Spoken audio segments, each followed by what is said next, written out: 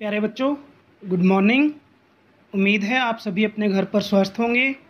और आज हम जो हमारी पाठ्य पुस्तक झरोखा है उसका जो पहला पाठ है, मेरी सुनो अपनी कहो, इसका जो पेज नंबर 4 है वो उस पे आज हम चर्चा करेंगे।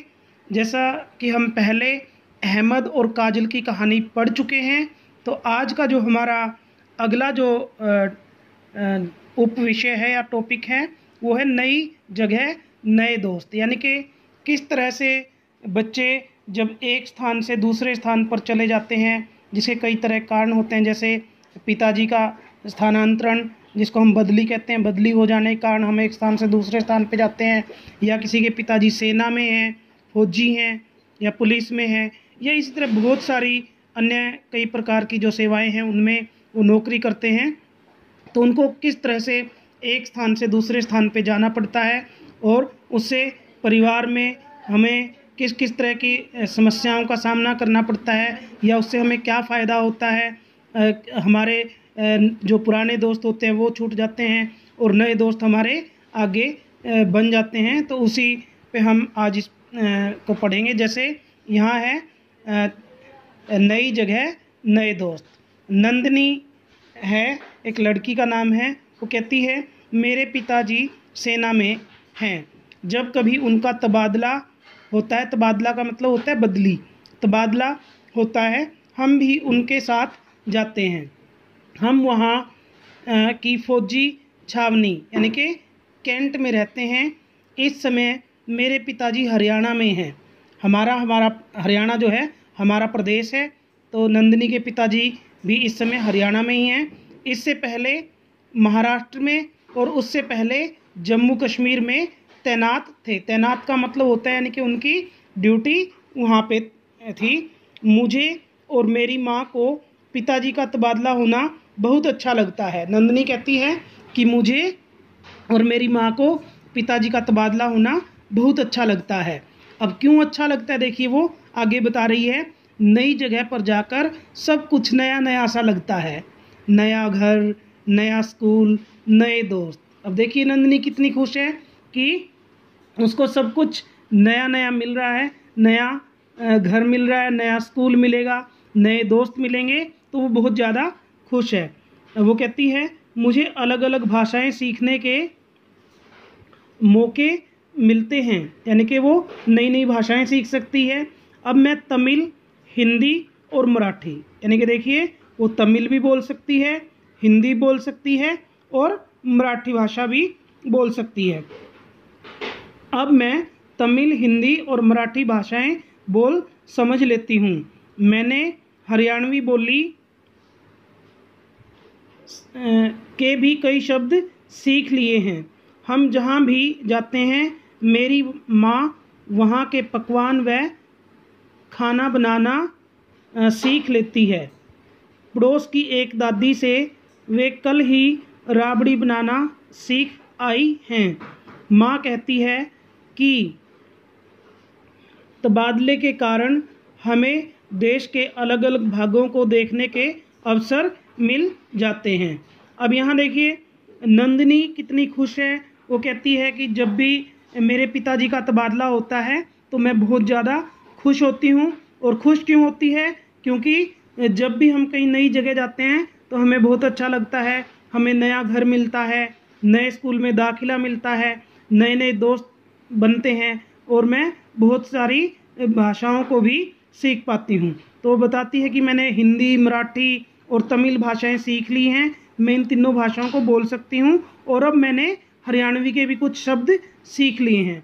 इसके अलावा जो नंदिनी की माँ है वो भी नई नई जगह पे जाके वहाँ के पकवान जो होते हैं, खान पान जो होता है वो सीख लेती हैं। और वो भी कहती है कि पड़ोस में एक दादी माँ हैं, उनसे राबड़ी बनाना सीख कर आई है मेरी माँ। और इस तरह से हमें देश के अलग अलग भागों को देखने का अवसर मिल जाता है। तो देखिए हमने ये पढ़ा। पेज नंबर कितना है ये, देखिए पेज नंबर 4, ठीक है। और अब हम अगर थोड़ा सा आगे इसमें बात करें तो यहाँ देखिए पेज नंबर 5 है और यहाँ पे लिखा है विस्थापन कभी कभी सरकारी योजनाओं के अंतर्गत भी होता है। वैकल्पिक आवासीय योजनाएं बनाई जाती हैं जिनके अंतर्गत आधुनिक आवास उपलब्ध करवाए जाते हैं। हरियाणा में इस योजना को आशियाना के नाम से जाना जाता है। देखिए विस्थापन का मतलब होता है एक स्थान से हटाकर दूसरे स्थान पर बसाना। तो ये कई बार क्या होता है, सरकार की योजनाओं के तहत भी होता है और हरियाणा में भी किसी तरह की योजना जो है हरियाणा सरकार द्वारा लागू की गई है जिसका नाम है आशियाना। अब देखिए आपसे पूछा गया है ऐसा करो, तो यहाँ आपने करना क्या है, नीचे लिखे वाक्यों को पढ़कर दिए गए स्थान में सही अथवा गलत का निशान लगाओ। तो पहला है, अभी हमने नंदिनी के बारे में पढ़ा, उसी के बारे में आपसे यहाँ पूछा जा रहा है। नंदिनी के पिताजी रेल विभाग में काम करते हैं, तो आपने बताना है गलत है या सही है। तो देखिए यहाँ पे क्रॉस का निशान लगा हुआ है, इसका मतलब ये गलत है क्योंकि नंदिनी के पिताजी रेलवे में नहीं है बल्कि वो सेना में काम करते हैं। दूसरा, उसे और उसकी माँ को नए स्थान पर रहना अच्छा लगता है। बिल्कुल अच्छा लगता है, उसने कहा था, और ये देखिए इसमें सही का निशान लगाया गया है। दूसरा जो है तीसरा, नंदिनी ने अनेक भाषाएं सीख ली हैं। ये भी बिल्कुल, क्योंकि इसने तमिल, मराठी और हिंदी, हरियाणवी बोलना पढ़ना सीख लिया है। तो यहाँ देखिए ये सही है, तो इसलिए टिक का निशान यहाँ पे लगा हुआ है। उसके बाद उसकी माँ को नए नए स्थानों का खाना अच्छा नहीं लगता, ये गलत बात है।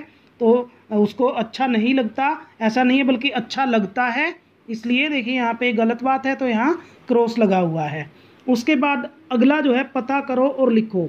अपने आस पड़ोस के ऐसे लोगों से बातचीत करो और तालिका में लिखो जो अपना मूल निवास स्थान छोड़कर, यानी कि मूल निवास स्थान का मतलब है कि वे जहाँ के रहने वाले हैं, जहाँ उनका अपना घर है, दूसरी जगह पर रहने के लिए आए हुए हैं, तो उनसे बात करना है। आपने पूछना है कि वो ऐसा क्यों कर रहे हैं, अपना घर बार अपना राज्य छोड़कर क्यों आए हैं। तो यहाँ पे देखिए पहले नंबर पे राम खिलावन नाम का एक व्यक्ति है, वो क्या कार्य करता है, फैक्ट्री में मजदूर है। मूल निवास स्थान उसका कहाँ का, यानी कि बिहार का वो रहने वाला है। आने का कारण क्या है, रोजगार की तलाश में वो आया है। और कहाँ कहाँ काम किया, जयपुर में काम किया जो कि राजस्थान में है, और फरीदाबाद में काम किया जो कि हरियाणा में है। तो इसी तरह से आपने यहाँ पे अन्य नाम लिखने हैं और उनका कारण और कहाँ के हैं, कहाँ कहाँ उन्होंने काम किया, वो सारा लिखना है। उसके बाद आओ ये भी करें, अपने शब्दों में विस्तार से लिखो। घुमंतु समुदाय क्या होता है, रोजगार क्या होता है और तबादला क्या होता है। अगर इसकी हम बात करें तो यहाँ पे देखिए लिखा हुआ है समुदाय, घुमंतु समुदाय ऐसे लोग जो अपनी आजीविका के लिए एक स्थान से दूसरे स्थान पर या गांव में ठिकाना बनाते हैं, उन्हें घुमंतु समुदाय कहा जाता है। ठीक है। दूसरी बात है रोजगार। हमें परिवार का पालन पोषण करने के लिए भोजन, कपड़ा आदि की आवश्यकता पड़ती है, जिसके लिए हमें रुपए की ज़रूरत पड़ती है। यह किसी काम धंधे के द्वारा ही कमाए जाते हैं, इसे हम रोजगार कहते हैं। यानी कि जिस काम धंधे करने से हमें हमारी रोजी रोटी, कपड़ा, यानी कि मूलभूत आवश्यकताएं जो हमारी पूरी होती हैं, उसे रोजगार कहते हैं। और तबादला का मतलब होता है बदली। जब किसी व्यक्ति की नौकरी करने का स्थान बदल दिया जाता है या वो अपनी मर्जी से बदल लेता है, तो उस व्यक्ति को हमारे दूसरे स्थान पर जाकर काम करना पड़ता है, उसे ही तबादला कहते हैं। उम्मीद करता हूँ कि आपको ये बातें समझ में आई होंगी। और आज ये पूरा का पूरा पेज नंबर 4 और पेज नंबर 5 पे जो प्रश्न दिए गए हैं, इनको आप अच्छे से करेंगे और समझ के अपनी कॉपी में लिखेंगे।